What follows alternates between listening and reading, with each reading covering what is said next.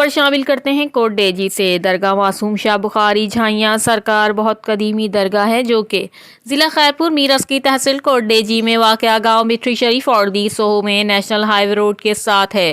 اس عظیم درگاہ شریف کی چار دیواری بھی کرپشن خور لوگوں سے نہ بچ سکی۔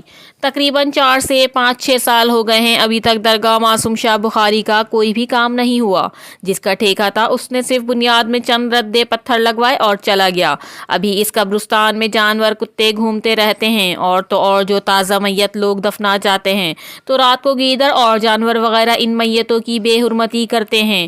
یہ افسوس کن بات ہے۔ تحصیل کوٹ ڈیجی کی پس گردائی میں سارے قبرستانوں میں اچھا کام ہوا ہے، مگر مٹری شریف کے قبرستان کے ساتھ یہ کیسی ستم ظریفی ہے۔ اس قدیمی کثیر تعداد والے قبرستان کے ترقیاتی کام کا از خود نوٹس لیں۔